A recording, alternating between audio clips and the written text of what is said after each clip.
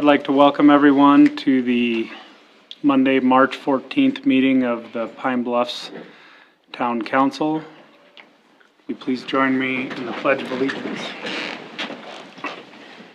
Pledge allegiance to the flag of the United States of America and to the republic for which it stands, one nation, under God, indivisible, with liberty and justice for all.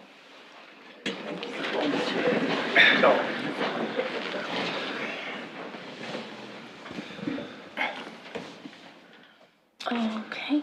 The first item is the agenda approval. I move to take line items. I think you're going to do that. I could do it either. Okay. Go ahead. Line items F and G out of the consent agenda and move them to the new business portion of the meeting. It's been moved and seconded to remove consent agenda items 3-F and G from the consent agenda into new business. All in favor? Aye.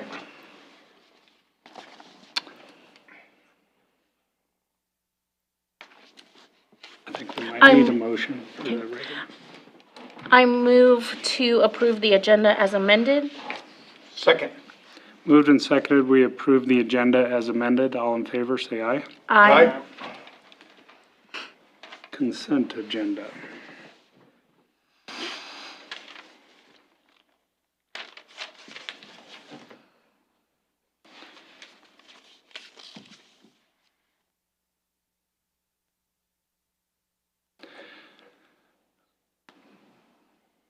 One thing I have on our building permits that I went and followed up on today, just as a point of reference, is it still falls within, I noticed on one of these, they had a 7.5 foot setback.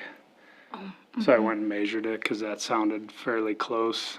It is in fact 7.5 to the building. It's 6.5 to the eave. So I think that's something maybe we think about adding to our, make sure their measurement points are right. It should be to the furthest place on the building, not, And isn't it a 6 foot setback? yeah, so it was getting 6 inches, relatively it's close, but still within, Yeah. and that was at, So this one, this. it's the 605 Miller was really close, but it's still within the boundaries.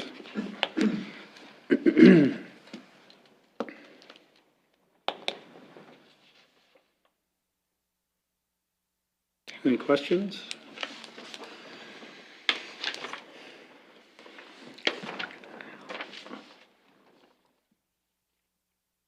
So on that 609 Miller Street, does he need water? Does he need electric and sewer? Or is he just scratched them out because he doesn't need them? He's adding a bathroom, but he's connecting to his existing lines to his house. Doesn't need the town to add. Okay, water and Oh. sewer. perfect.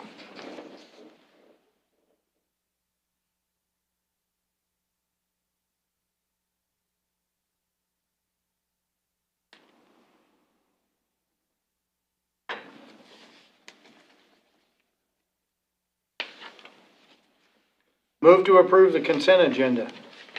Second. It's been moved and seconded to approve the consent agenda. All in favor? Aye. Motion carries. New business. I think we'll do the removed items from the consent agenda first. The first item is a metal storage container for 401 Maple.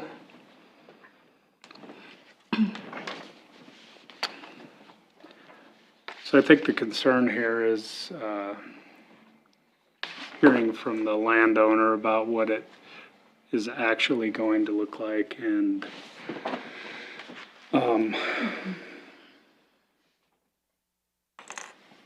make sure it fits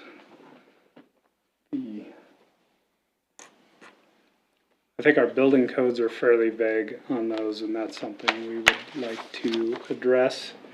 So, I think we're gonna get some better descriptions from them. Is that right, Kim? Yes, we are.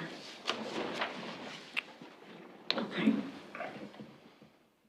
So, is this something we table until we have more information? Mr. Mayor,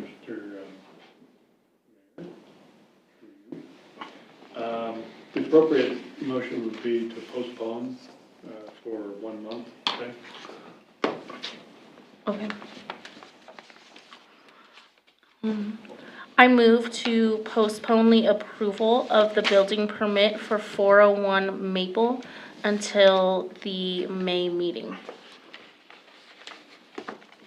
For the April meeting? April meeting, sorry. It's been moved and seconded. We table the 401 Maple building permit until the April meeting. All in favor? Aye. Next item is the building permit for a solar system at 604 Beach Street Avenue, whichever. Perhaps Kim could speak to this permit. Sure. At this point, our electric department and administration doesn't feel comfortable moving forward until we have in place a solar system or solar project ordinance, as well as a solar project application form that will be slightly different. It'll just be an additional form to the building permit. When we started talking solar, I think it was about last year, at the same time, we were mostly concerned with the net metering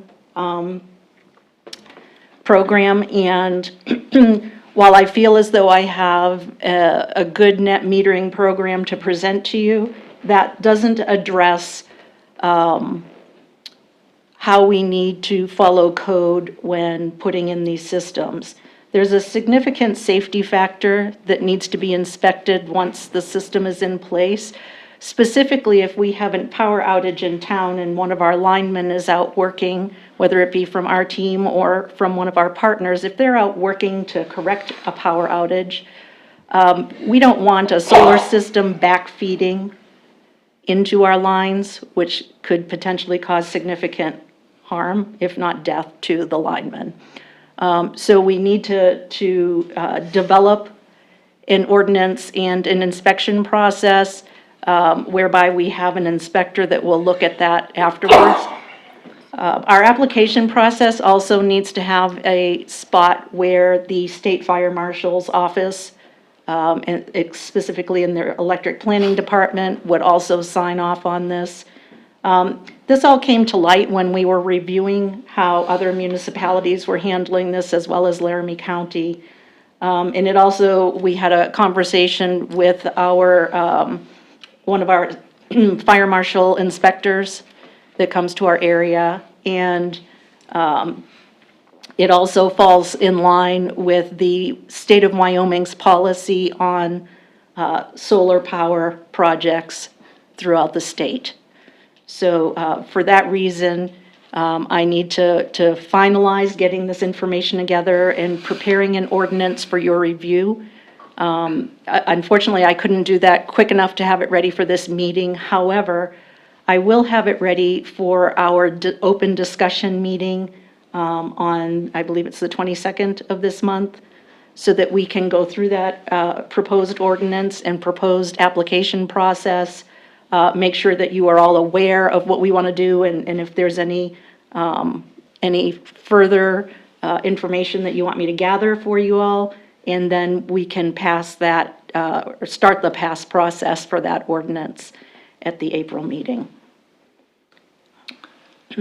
So what, it sounds to me like we should table this until we have an ordinance in place. Yes, and it's unfortunate because the person that has submitted this application, the company that they're using was very thorough in all of the information that they provided us. The building permit was very thorough, but we just don't feel that we have the proper safety inspection mechanism in place to make this happen. And this will be kind of the benchmark moving forward for all other solar system permits that are presented to you all for approval. We also need to make sure that we have proper training on how to reprogram our electric meter on the house so that it can read for net metering. They have the capability of doing that, but they're not programmed for that at this time, so. Are they okay to wait potentially a couple months? I've not talked to them because this is what we're discussing now, so. How long do you suppose it'd be before we would be ready to implement something? I would say that, you know, if I have this ordinance ready for you to review in 2 weeks, and then we would pass it starting at the April 14th meeting, and Alex, correct me if I'm wrong, but that will need a 3-reading process? Correct, and, Mayor, you might consider, accepting a motion to postpone until, approval of the revision to the ordinance. You can move to postpone to either a specific time, Yeah, we just did, or an event. Okay, yeah, that's what I suggested, I think. is- Technically, we should have a motion to approve and then the motion to postpone, but we've never done that before. okay. So, and so the goal would be to have the 2 readings in April and 1 in May, because I will be requesting a second official meeting in April, primarily because we're entering budget season and we have some ordinances that need to go through their approval cycle.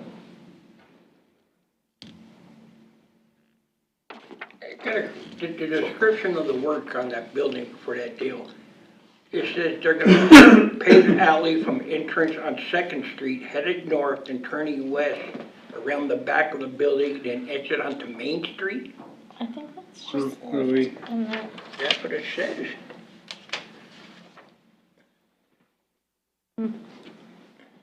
Yeah, it I is. did not, Main Street's pretty far away from the beach. I did not read that. I think that's on like the example when you pull it up on the website, and it just stayed there. That's really bizarre. Yeah, I would say so. In which case, I feel like I would just recommend to deny the application. Could have a motion to approve and then vote against it. You can't really have a motion to deny something, to not do something. We can't? Okay, I move to approve the building permit for 604 Beach. Second. It's moved and seconded, we approve the building permit for 604 Beach. All in favor? All opposed? Aye. Permit denied, I guess. Motion Motion fails. fails. Any other questions about that? Kim, could you just keep us updated if for some reason they're needing to get the work done sooner? Just Yep, if- absolutely, yep. If there's anything we can do to. Did you get the drawings for it too? Yes, You got them? it's in your, Yeah. this It's on council it. file. Like Scroll down. a 48 huge pages, thing. 58 Yeah, it's very pages. thorough. Yeah. Very good, It is. Yeah, it was really thorough, better so. than Ben's. So, moving on to new business item number 6, All right. which is ordinance 2022-04. This is the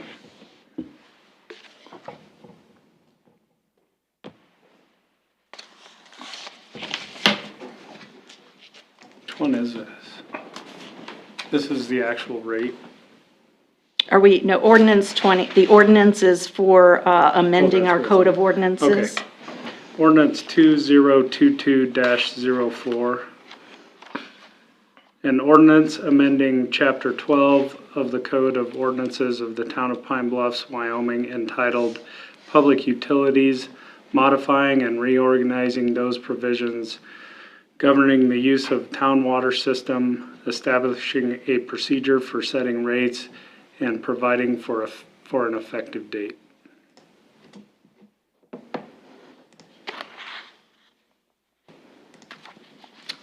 I'm sure you all have had a chance to read through the proposed changes to Chapter 12 in regard to water, our water system, under our Public Utilities Ordinance.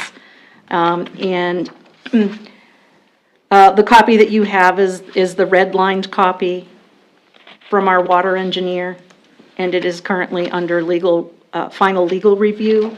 I have also reviewed the proposed ordinance and feel that it takes into consideration those changes that needed to be brought before you. The original ordinance, I believe, was from 1989, something like that. 1916. 1916. And again, some of it was,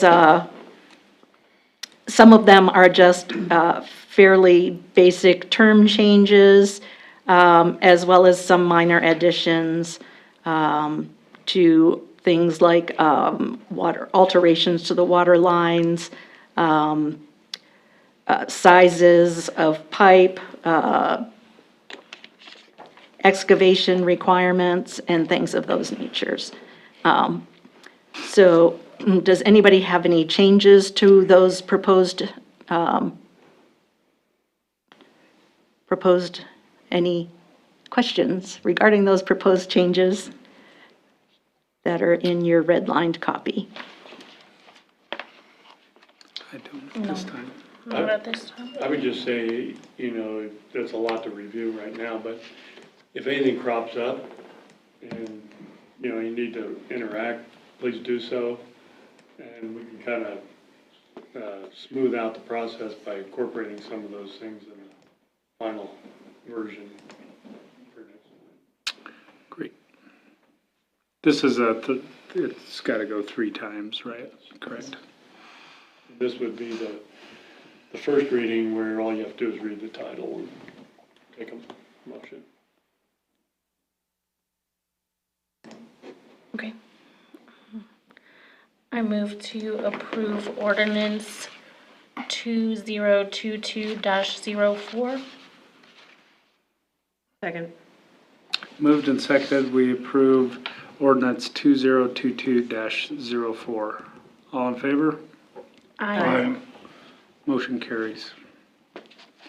Item number 7 is resolution 2022-04. It's a resolution amending the Town of Pine Bluffs water service charges, providing severability, and providing an effective date. This new water rate includes the 27% increase for all base rates, the first half of which are effective September 1st, 2022, the second half of which is effective September 1st, 2024. There will be no change in customers' per gallon use rate.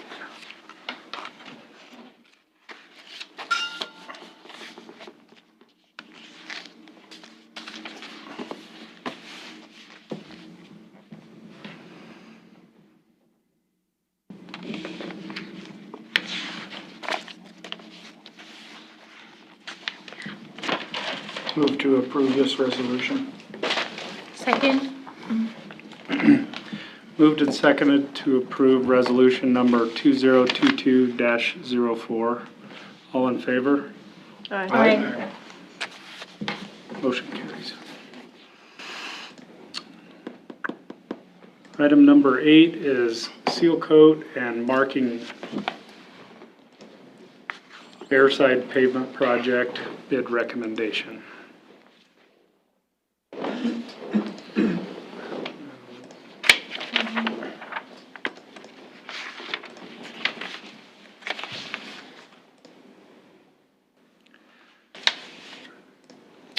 As you know, at our airport, every couple of years, we have to take care of our pavement on the runway out there.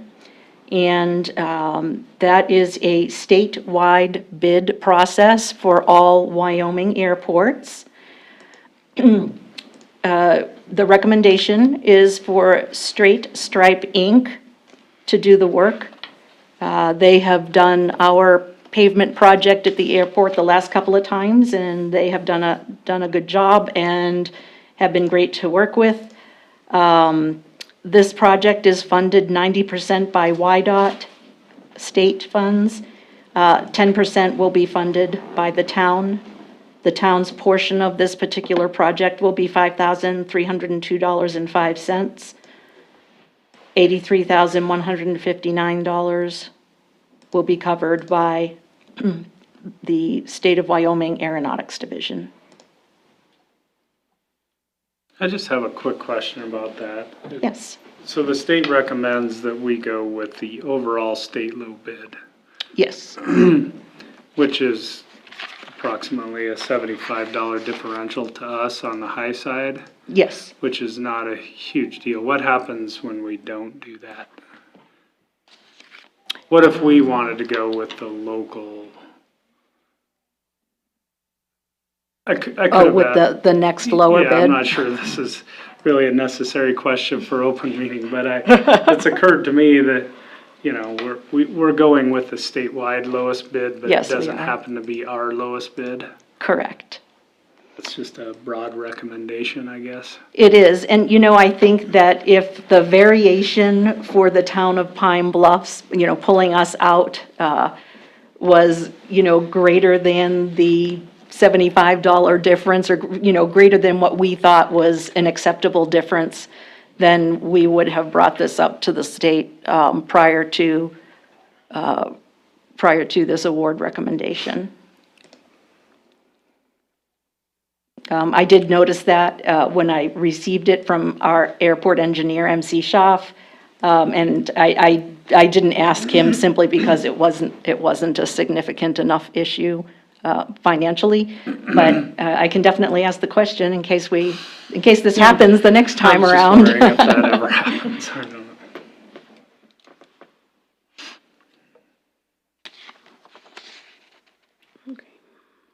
I'm good with it. Me too.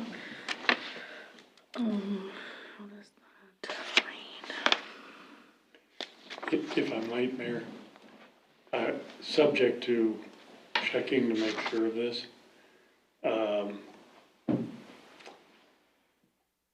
YDOT, I think, will pay their match Based. regardless.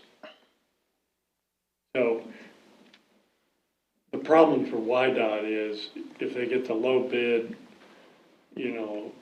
across the state, it might be higher somewhere else and lower in different places and that kind of thing. So I think, and I'm going from recollection here with the Cheyenne Airport, but I think they may be willing to pay up to whatever you would have gotten if you'd taken the deal on the group bid. And if there was a differential there, you might end up with that.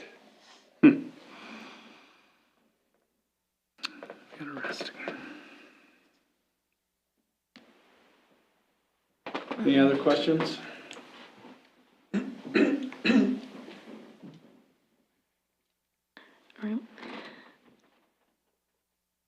Just so you're all aware also that the company does come out and evaluate the condition of our runway prior to putting in these bids.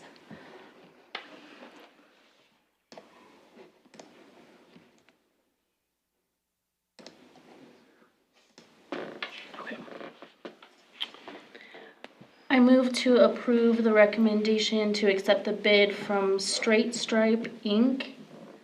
for the seal coat and marking airside pavement. Second.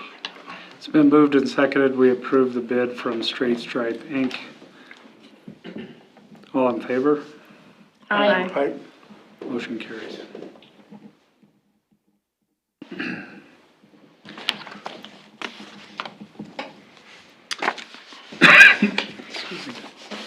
Item 9, cemetery windmill grass remediation project bid recommendation.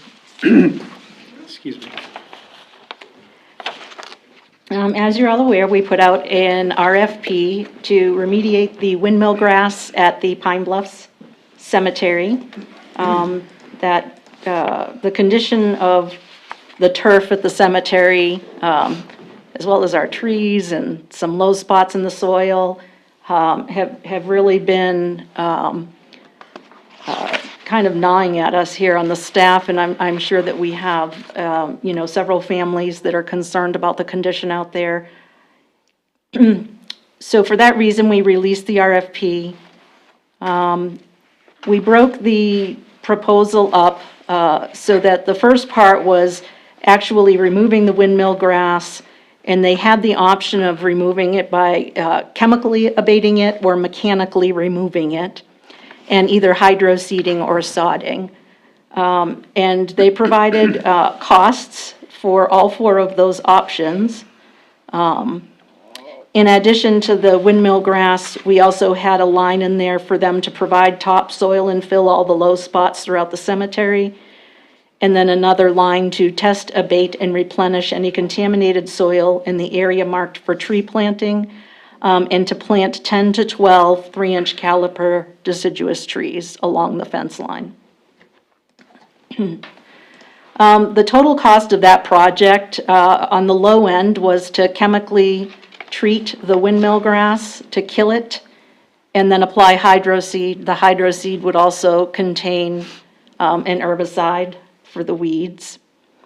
That would also require follow-up visits throughout the growing season, and then, weekly monitoring by our lawn mowing staff to be sure that, we stay on top of it this year, and to be sure that the chemical takes hold and does what it's supposed to do.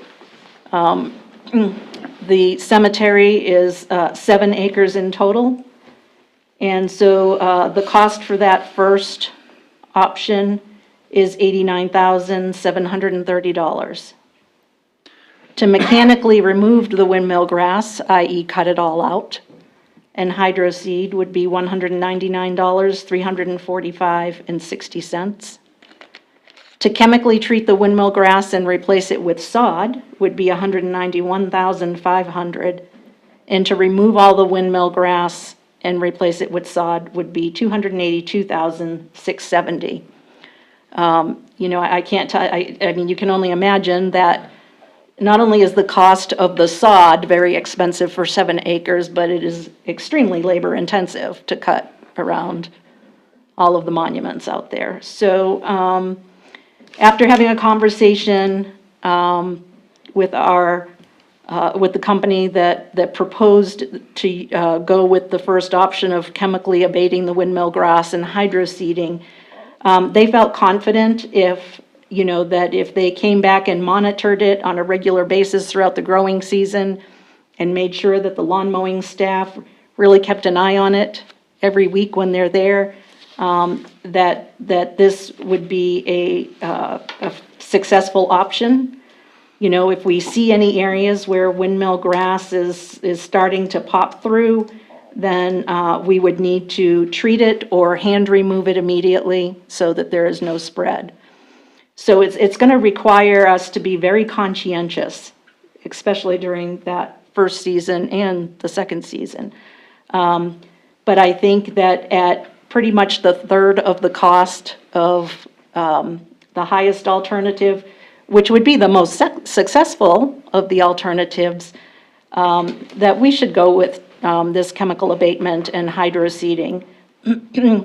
I would like to point out that while I would have to do a budget amendment, and I would have that resolution prepared for you for the next meeting, that we would be able to fit this into our normal budget, especially if we were to work this with some other projects that potentially wouldn't be invoiced until after the 1st of July. On the other hand, if we were to select the most expensive option, which would be to remove all the windmill grass and put in sod, we would not be able to fit that into a normal budget cycle, and we would have to request some grant funds. And those wouldn't be, some of our standard grant options out there. I would have to seek some alternate funding sources, or we would need to take out a loan to make something like that happen. So, I think that the Pine Bluffs team is committed to making this option successful by monitoring it on a weekly basis. And I think that, I think that that would be the best option for us at this point in time. I would also like to point out, though, that whatever the option, by chemical abatement, we would treat it, and we would have to wait for that to die off along with the other weeds, and that could take up to 2 weeks. We would then spray the hydro seed, and nobody would be able to really step on the turf at the cemetery for 2 to 3 weeks until it germinates and takes hold. So if the question comes up, what would we do if somebody needed to have a funeral in that 2 to 3 week time frame? Well, we definitely would not stop somebody from burying their loved one. What we would do is, we would do everything we can to kind of cordon off that area, and we would just re-hydroseed that area if it needed it after, depending on what stage of germination the seed was in. It's unlikely that in that 2 to 3 week period, we would have more than one funeral, but like I said, we would do whatever we could to work with the families and make sure that they could have their funeral as they desire. But everybody would need to be aware that the cemetery would not look very pretty for about a month or so. And be closed for most of that time? Yeah, we would people could still go in there, but we would request that they not have a lot of foot traffic on the seated areas, and that and that we would request that people remove any, any flower arrangements or any other items that they might have at each grave site. Are they doing the whole cemetery? All 7 acres, Well, everything, where the headstones are and everything, right? everything. So this, What- oh, go I'm ahead. sorry. What about the little strip of grass on the outside, on the north side, that's got just as much, Oh, along the block wall area? yep, Yeah, we could definitely treat that as well. it needs it, because it's Yep. got gobs of it in there too. If we don't treat everything we can treat, then we might as well not do any of it. I agree. I know there's no guarantees at all, Sure. but I hope it works. But Sure. what kind of chemical were they gonna use? I can't tell you the name of the chemical. All I can tell you is that they did the research specifically for treating windmill grass and not just any kind of a crabgrass or weed or anything like that. And it's a fairly expensive chemical, and you do have to stay on top of it. It's nothing that we can just, spray it and walk away and forget it. Like the last time? Exactly. I think that, it's important to note that, that the crew feels compelled to make this happen. We have an excellent team right now, and I think that they will inspect it at least on a weekly basis. And I'm sure that, somebody from our town staff will also be willing to walk out there, and so that we would be at least taking a look at it a couple of times every week to be sure that we don't see anything popping up. And this first growing season, it will be extremely labor intensive for us as far as inspecting it and staying on top of it, but I think it's necessary. So this, just to be clear, this is also phase 2 and 3 included in Yes, so this that price. total price includes the topsoil for filling the low spots, and then taking out the contaminated soil where the old trees were. And, I talked to the contractor about this, and he stated that, aside from testing it and removing it if it was contaminated, he felt as though several inches needed to be removed anyway, just because the trees that were there were pretty old. And so they've pretty much sucked any nutrients that were in that soil away. we did receive a grant from the Laramie County Conservation District for some trees to put in that area, and we will be supplementing with trees through our reforestation program. And so the goal is to have 10 to 12 new trees planted along that fence line.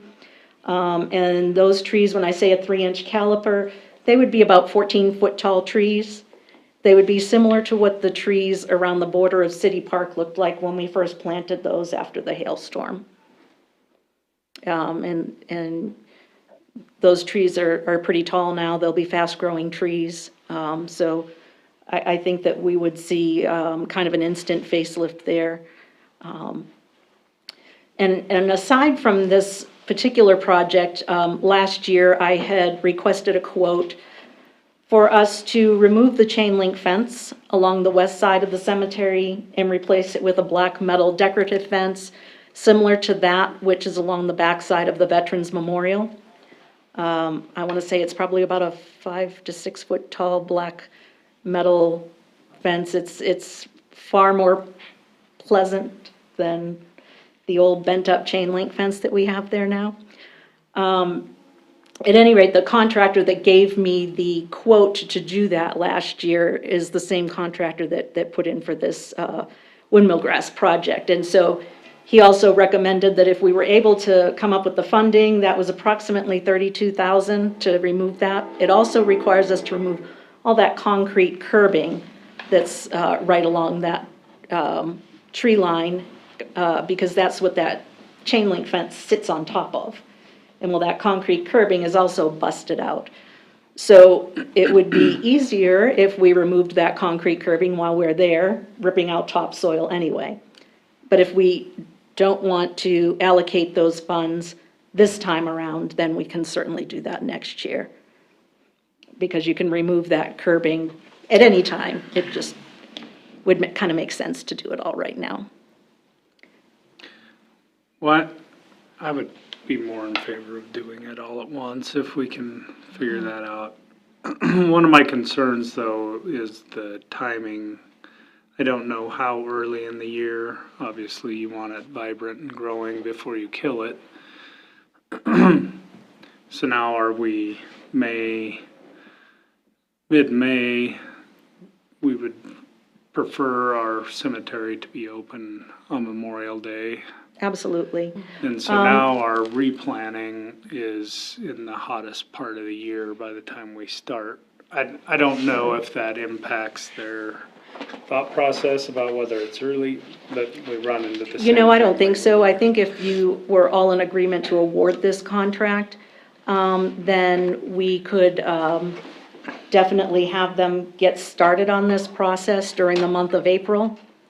And if, you know, weather permitting, if the windmill grass and the weeds are all treated within the last couple of weeks of April, and the hydro seed went down the 1st of May, on or about the 1st of May, you know, then by Memorial Day, we will have had our first mowing out there, and theoretically, it all should look beautiful. If you don't feel comfortable with that option, we can absolutely start the week after Memorial Day. And I think that the temperatures are still, they're still comfortable enough in the month of Right. June, most years. Well, I know there's a lot of things to work around, but in my mind, if you're gonna spend this much money, the most important part is that we get what we're going after. So if that requires more disruption than we hoped for, I'm asking about the time frame, because I would rather get the job done properly than push it one way or the other where, you know, I guess I want us all to maybe think about that. I would just rather it be done properly. So if that creates more inconvenience, I hate that, but I don't wanna spend $89,000 and do it at a time, you know.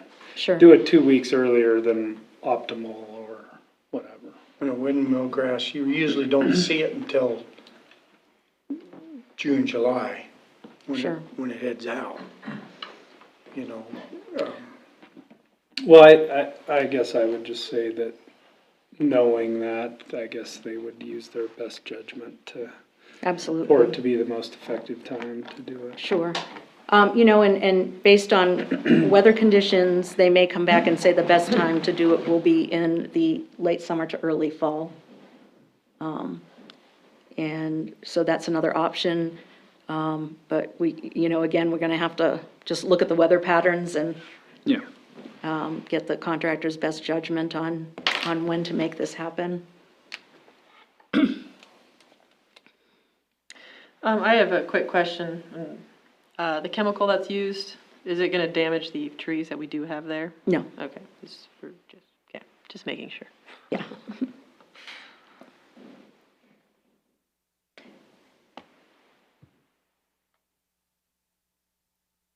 Any other questions? No, I got windmill grass in my yard. When you guys do the cemetery, it's just gonna blow from my yard back into the cemetery. Cause I got it from the cemetery, I'm giving it back. I'll have the contractor give you an estimate on what it would be to spray your yard. Just the south side of the house, that's it. That's all I need. I'll come down there, I'll take care of it. There you go. Would you? I'm sure he's got a piece of equipment that could Yeah, dig dig up the your whole yard thing easy up, enough yeah. and make that happen. 623 scraper. Yeah. Does that stuff travel on equipment like mowers and stuff? Yes. Yes. Yeah. It does, and in the past, we have 2 lawnmowers that we leave up at the cemetery right now, so that they don't have to worry about washing them down every time. So, they are careful You about know, that. we fought it and fought it and fought it and fought it and cussed it and fought it some more on Rear Park. And finally, we took the soil out, because that was the only way to get rid of it, and I don't know, it looks good, is it coming back? It's, yeah, Rear Park is not a good example of, But there's no wind. I mean, I don't know if it's up there. there's a again. lot of weeds up there and windmill grass and some other things, but, it's unfortunate because that's right there at the interstate, so, everything just kind of blows in there. But, you know, and if it's the council's pleasure that we take this chemical and maybe try a small section in the cemetery, Kill but it all. just kill it all. You know, that would be even kind of harder to monitor, because then you're worried about everything around it blowing in there, but, you know, we could certainly figure something out. Just kill it and get going. Well, I think this is one of those things that is much forgotten and needs some attention, certainly with the windmill grass, but all the projects that are on the list to do up there, we tend to have kind of left that. Bubba sees it every day, and now Jana. I don't know how. Jana. Yep, so, and Tom sees it, well, everybody sees it. Yeah. Anyway, I think it's very important that we spend some of our energy and money on fixing that up to the best of our ability. I move to approve the bid as submitted by Evergreen Lawn and Tree Care. Option 1, the price of $89,730 for cemetery windmill grass remediation. Second. Can we, Are we gonna add the fence in there? I think we'll have to do that separately. Won't we have to Yeah. see that bid? Yes, I'll have to get that bid for you. That include phase 2 and phase 3? Yes, it does. Yeah, it does up here. Okay. Just wanna make it's sure. been moved and seconded to accept the option 1 bid for phase 2, 1, and 3 of, that was weird, of the cemetery windmill grass remediation project bid. All in favor? I Motion carries. And I'm sorry, who seconded that? did. Thank you. Item number 10 is the rear park playground project bid. I think it's missing unless it's in a weird Very spot. sorry. Is it not in your council plan? I don't think so, Okay. So, but it was a big council pack, so no worries. You all received it in your email, but let me get that to you right now. Looking. If not, Tom has a printed copy.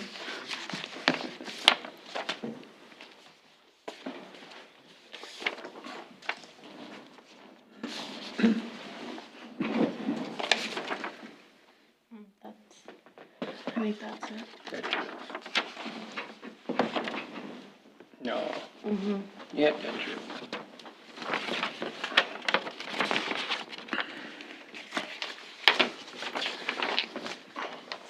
you guys want to be reminded of what we're looking at?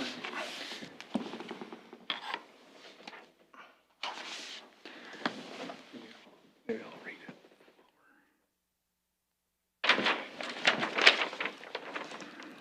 So we received 2 bids for the project. The first bid is from Pine Bluff Sand and Gravel for $257,054.74. The second bid was from Evergreen Lawn and Tree Care for $286,014 even.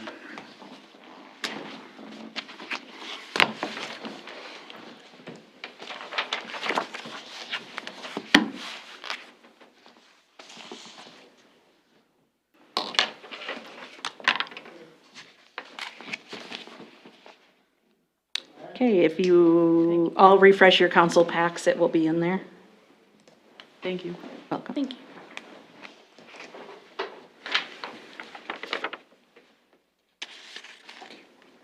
No, I just need it.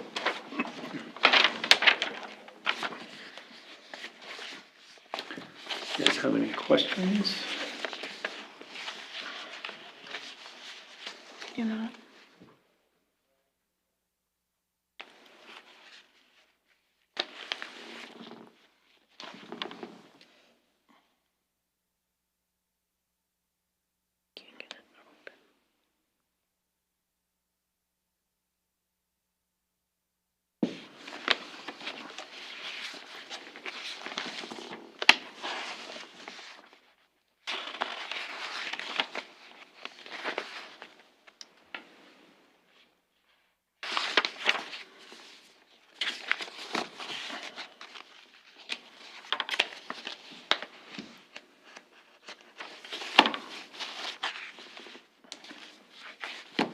I think the difficulty is the variability within the bid is, while the overall cost is significant, the variations inside the line items on the bids are quite a lot different. I guess we just need to make sure we're covering that.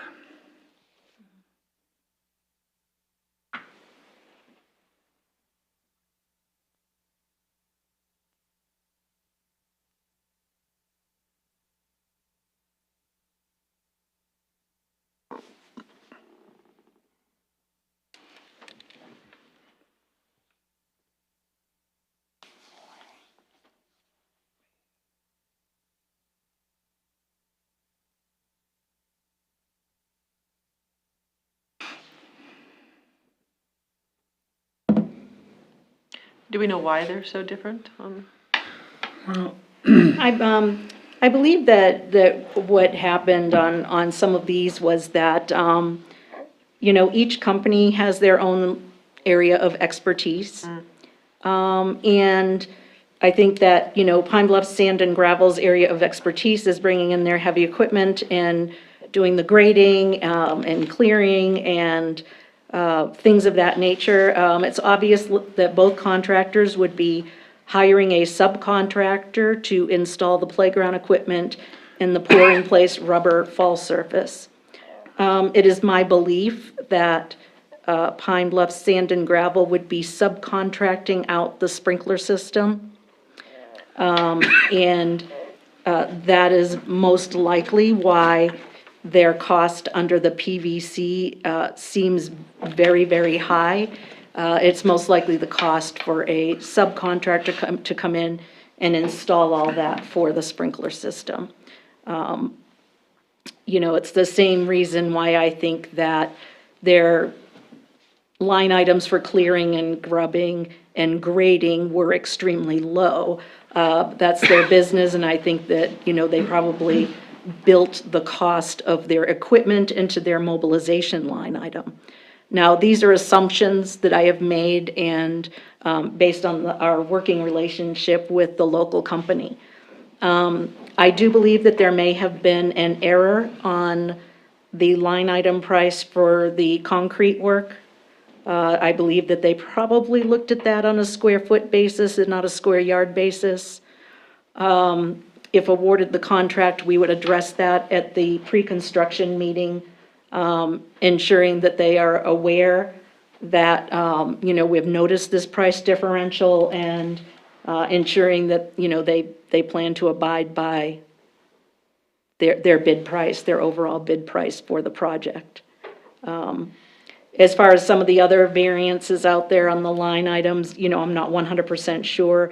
You know, it's possible, again, on something like the sod, that they're having a contractor put that in as opposed to Evergreen, that is in the business of putting in sprinkler systems and sod and things of that nature.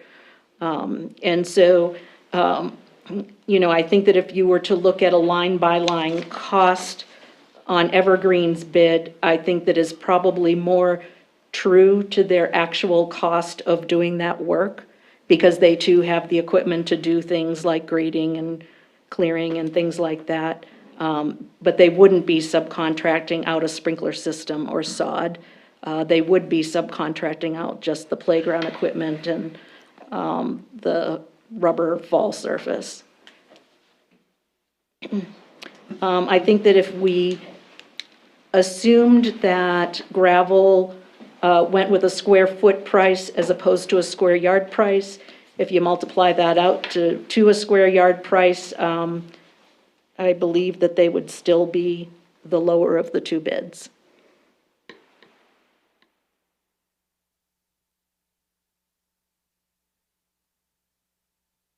The engineer's estimate and the grant money was based on $267,918, for which we get 50% from grant and 50% local funds. That was built into this year's budget.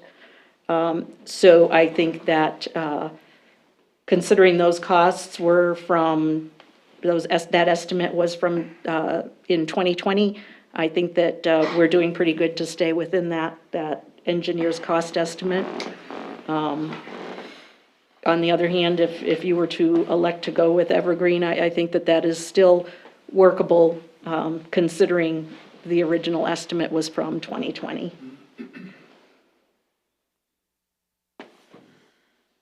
This might be a silly question, but is it, I know when you submit your bid, it's supposed to be double checked for errors. Is it really ethical to approve one if we think there's an error in their bid regarding cost? I think that they would have to be held to their bid price, but that's definitely a question for Alex on something like that. Go ahead. Ryman Contractors versus City of Cheyenne circa 1990. Supreme Court says in that case that errors in the bid are not an excuse. What happened in that case was there was a sequence of numbers that repeated, and according to the folks at Ryman, there was a telephone call, and when they came back, they jumped in the bid tabulation and skipped about $87,000. And so they were light by that amount. But the holding of the court was, sorry, I know that case well because that was one of the first ones I went to the Supreme Court. But I hear what you're saying as well. I mean, And the Supreme Court found a way around the fact that they ruled that way because of anomalies in the settlement agreement that had been reached. And they said, look, you really need to pay these guys anyway. And so that's what we did. It was on the fire station up there in Cheyenne. But when you submit a bid, state statutes are pretty brutal on that. Mm-hmm. We want to give them a I chance did. to check it. I did today go discuss that line item with them, Okay.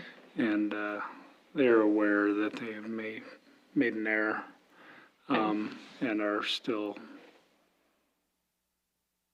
they're aware of the error and aware of the rules and chose to leave their bid in there, so. Get that in writing. When they come back and say, hey, wait a And I minute. think to Alex's point, I think they know that's not happening, so. I don't think, we're not talking about an $87,000 error though, so. No, but it's, Yeah, I'm with you. I think our only option at that point is if we threw all the bids out and told them to all rebid, but. there are only that's these not- two that bid on the project though. I think these are the only two bids we received. Yes, those are the only two bids. And again, I would just like to point out that even if they had the opportunity to correct their concrete price, that would change that line from 1,104 to 9,936, bringing their overall total to 265,886.74, and they would still be the low bidder out of the two.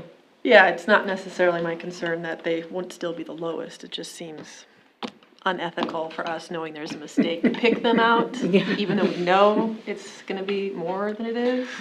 Absolutely. So I guess that's just my concern, and I guess Well- I'd personally recommend asking them to rebid. Well, there, if I may, Mayor, there is another area of concern there, and that is that, you do have a responsive bid. And so that's number one. Is that prejudicial to the other bidder? And number two, the way the prices are going on some of this stuff, we might see a dramatic change in the responsive bids if it were to be rebid. So we gotta advertise and all that, and pretty soon we're down the road a couple months, and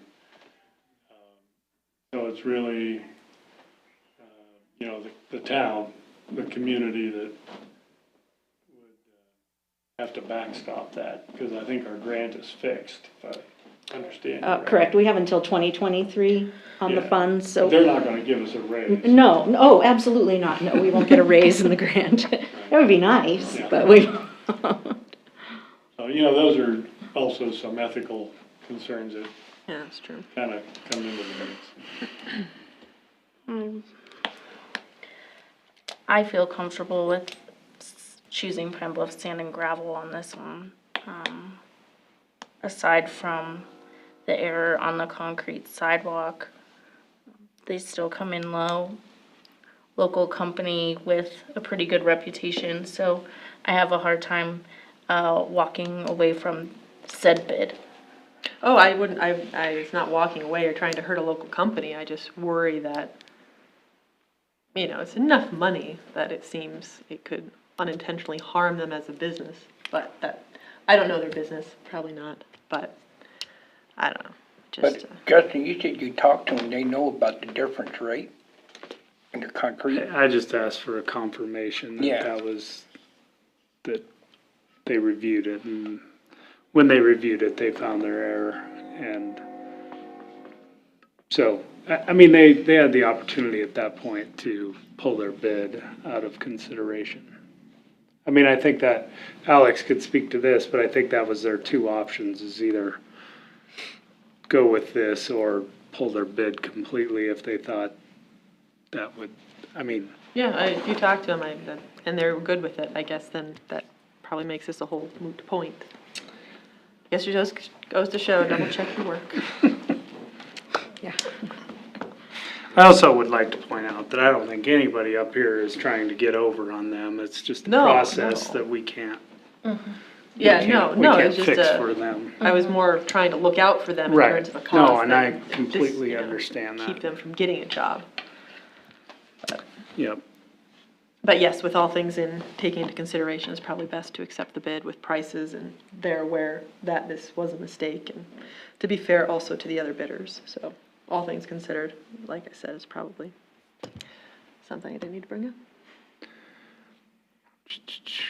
Well, I move to approve Pine Bluffs Sand and Gravel's bid for the rear park playground project. Second. It's been moved and seconded to approve Pine Bluff Sand and Gravel's bid for the rear park project. All in favor? Aye. Motion carries. Ooh, no. Okay. Next item is visitor presentations, comments. Do we have any people? Could you state your name? For the records. Yeah.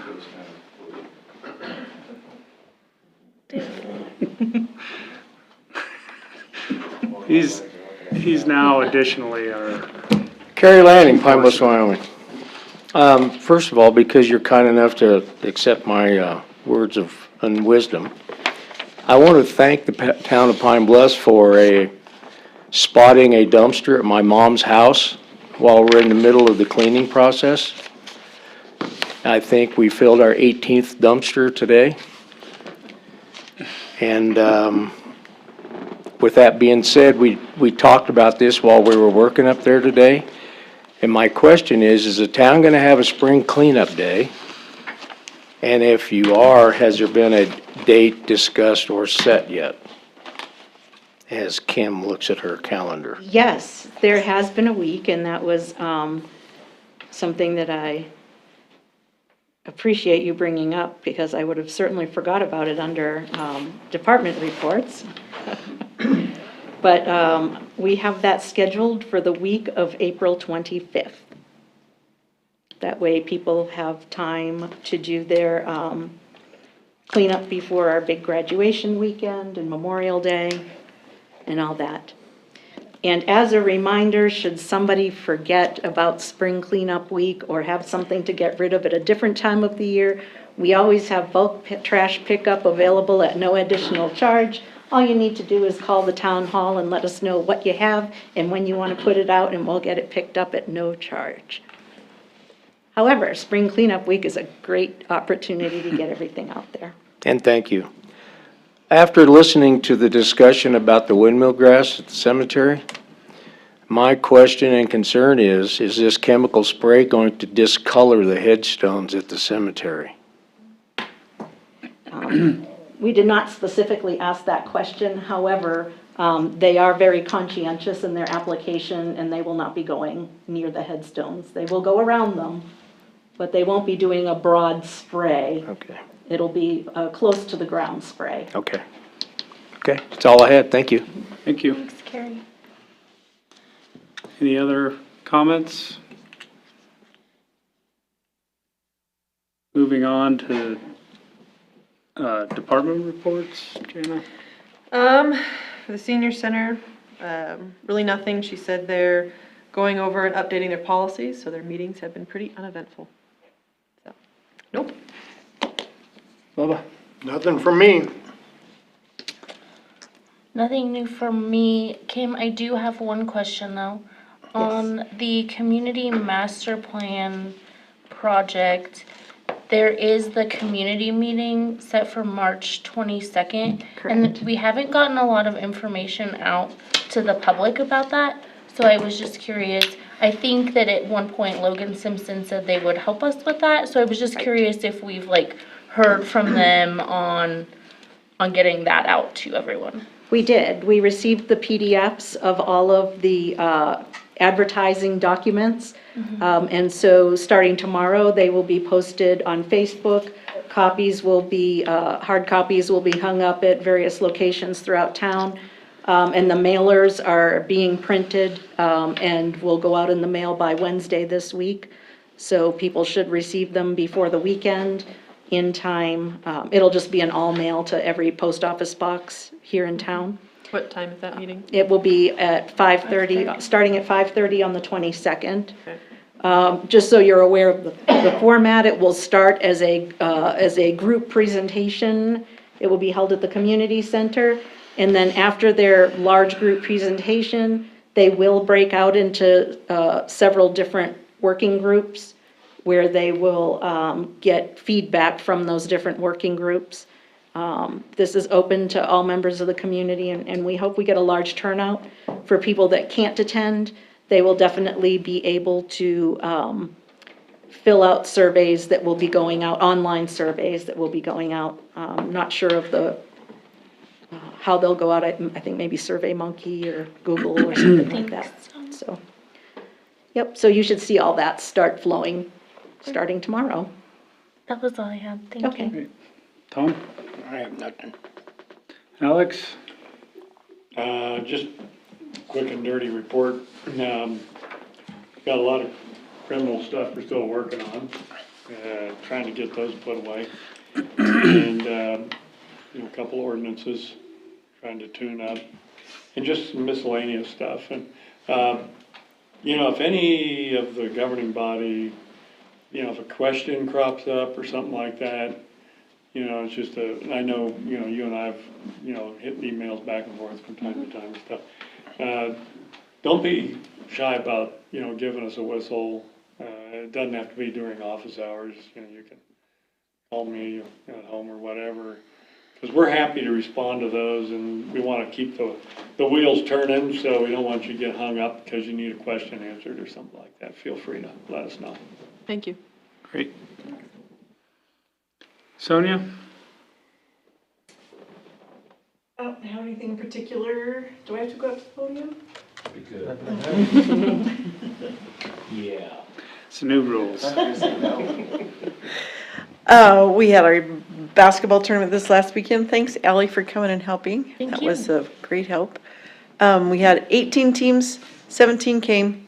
Glen Rock didn't make it because of the roads. Saratoga went all the way over Cameron Pass to get here. I was shocked. Our next thing, we have soccer right now, sign up. We're trying Google Docs for that. It's a new thing. So far, we've had really good positive feedback on it, so thanks to Kim, she got that rolling. And then our next thing is April 1st, adult recess. And it's something that I went to a class on at conference at Nationals in Tennessee, and it's a great hit in, where was it? North Carolina or somewhere like that. But, so I thought, well, we'll try it. And it's going to be on April 1st. And it's just for adults. And you have recess games like when you're a kid. We'll have a couple tether balls in there. And some a basketball court to play horse or whatever, knockout it, whatever you want to call it. We have a 9 square in the air game that they play like UW does it for icebreaker games. Hula hoops, just what you played as So when you were a you've kid. coordinated with the Pine Bluffs ambulance? Yeah, we need to work on that. That's probably a good idea. Now that you mention it. Well, that have- sounds great, though. Yeah, I hope, we'll see how it goes over. Sonia, Yeah, I see. what's the age limit for soccer? Kindergarten, K1 is Division 1, Division 2 is 2 and 3, grades 2 and 3, and then Division 3 is grades 4, 5, and 6. And when does registration close for that? 17th of March, which is Thursday. Yep. So. How Questions are on they any? paying for that? On They can Google either, Docs? on Google Docs, they can drop off a check at, just earmark it what it's for on the or they can come into town hall and pay like they have before, or they have a choice to be invoiced. I will say, I've got that question a lot, why we can't just sign up online, and so I think whether this is the final progression, this is a good step Yeah. to making this work. The goal is to, add a module to our financial management suite, like you can pay your utility bill online through our website. We would like people to be able to pay for other activities, recreation events or community center rentals, things of that nature, through that portal as well. Makes sense. So what we're doing is we're trying to see how many folks are interested in signing up for things electronically first. And if they're interested in that, then that'll be an add-on that we go for probably with the next sport, if we can make that happen. Can they pay fines? Currently, they cannot pay fines online either. However, that is another option that we're looking at doing. Each one of those is a separate little module that we have to have added in, and we're excited to do those different add-ons, but each will, again, seeing how much interest there is to do things electronically. And then once we get it, then we, obviously we have a lot of folks, especially on the court side, that have requested to pay online, so. When we stipulate to one, we let them pay us online and then we pay you guys. We lose 5% in the process, but it's worth it just to get the money. There's so SitePay USA is connected to the Supreme Court, and so their site, I know, just working on that program costs quite a bit. Yeah. So, get a module, we can work around that. Yeah, absolutely. I would think if we could do that in a number of ways. I'm always very upset when I get done paying online, say the Secretary of State online or something of that nature. Their fees seem substantial to me, depending on the size of your payment, seem a little bit steep, but it's almost as if The Secretary of State's usually like 2%.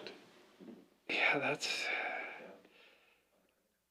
Yeah. And I understand how I understand the credit card thing, but it's like a base fee of $5, and so if you only owe the Secretary of State $50, I think, which is the minimum or whatever, now all of a sudden it's 10% fee, Sure. I guess, which is. And we have a credit card fee also of, I think it's 2%, but we do have a much lower fee if people pay with their debit card. So. Great. See, when I went up to renew my license, I was gonna pay with my debit card, and they said, well, we gotta charge you $2, even with the credit debit card. She said, well, we'll take your check though. I wrote my check. And I'd rather take the credit card than the check, to be honest. Anything else? That's all I have, unless you have something. Well, thank you for Yeah. the basketball this weekend. Sounds like it brought some folks to town. It's good. Thank you. Thank you. Chance? Evening. Just a couple public service announcements. We're going to be starting DARE next month. It's going to be an after-school program. It's going to be on the first Tuesday. Right now, we've got some folks that are just kind of concerned about the time. So the more interest we get, I think we can lock down a better time. But we've got either 6 or 6:30 starting at that time. It should be an hour long program. And we just plan on it being 10 weeks and just educating kids between 5th and 12th grade. I hope we get some high schoolers, but I don't anticipate it. But if we do, we're kind of prepared for that. We're going to have 2 instructors and myself just kind of in the class and having a good time. And then we hope to have like a field trip like we've done in other classes, something like to a ball game or whatever else. So, parents that participate or bring their kid a lot, hopefully they get to go help chaperone, because that is not my thing. I'll take your kid to jail, but I will not chaperone them. So, just kidding, kind of. So, Also, we did have a drug awareness class for parents. It was last week or the week before. It was about an hour long, and it was just a good class to help parents kind of just see some of the drugs that are out there and what that might look like if you see it in your household. So we do plan on having a couple more of those throughout. We'll probably do one during our DARE class for parents, just somewhere in the middle, and then maybe another one here at the town hall again. So some of the funding that we have from DARE, that DARE program that we initiated last year, almost 2 years ago now, we're going to use some of that for this DARE program and renting like the town hall training room. So we're pretty excited about that, to kind of use those funds and put it back here in the community. And then also, I do have some other funding for compliance checks, alcohol and tobacco. So if you are a retailer and you sell those, you'll first get educated, and then we'll do some compliance, and hopefully we keep doing what we've been doing. Everybody so far has been really receptive to the training and passing all their compliance checks. So other than that, unless anybody has any questions, other than we've just been busy with Alex. Continue to be busy. We've been busy lately. It's getting busy, so busy time of the year. So other than that, good. Everybody's good. All right. Thanks, Chance. Yeah, thank you, Chance. Kim? Hi, so I have a few things. Just to let you all know that we'll be having another Air Force exercise up in the Bluffs on March 30th. This will be more of a tactical exercise versus operational. But at any rate, it will be just for that one day instead of two. And that will be on March 30th. We also originally had scheduled an Air Force meeting for the GBSD project this month, but it has been changed to Monday, April 18th at 6 p.m. at the community center. This meeting is open to the public. It's primarily being held for those folks that are property owners in the area of the missile fields. So, however, everybody is welcome to attend. Let's see, what else did I have? Just to confirm that we will be reappointing Councilmember Tom Moran to the landfill board so that we can get that letter to the landfill this week, before Wednesday? Yep, Okay. And can you just hand carry that with you Wednesday? yep. Okay. And then just some things to be thinking of for our next meeting, or our first committee of the whole meeting, so to speak. We will have a draft of that solar ordinance that we will be visiting about, as well as our proposed application for folks to fill out, and our net metering policy. At that point, I would like to also discuss our animal ordinance that I emailed out to you all to look at. I've received a little bit of feedback from the mayor and a couple of council members, but you know, if anybody else has any feedback, I will be happy to address those additions or changes and get that out to you here before the end of the week, so you have time to read through it, so we can actively discuss that at our meeting. I would like to start our budget process in the month of April. And so if you all would like to have a separate budget workshop, please let me know, and I'll be happy to coordinate something like that. And also at that next meeting, Todd Bishop will be attending to go through some of the numbers and what they would look like for bonding our 6 penny projects. And again, for that meeting, the final ordinance would be to go through anything on that water ordinance, and let me know if you have any questions or concerns with that. That's all I have at this time. Does anybody have any questions for me?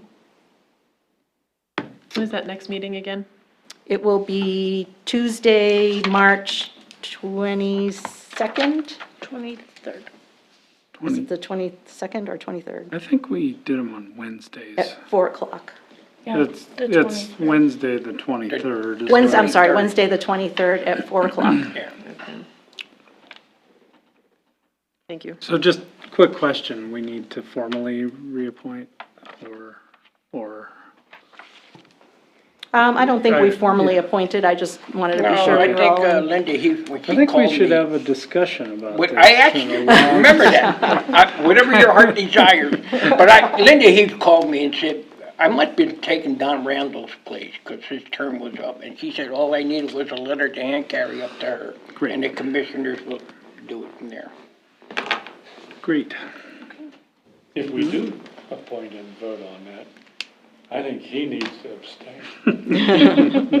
Oh, he's on the Yeah, fire maybe we list. should just not do that.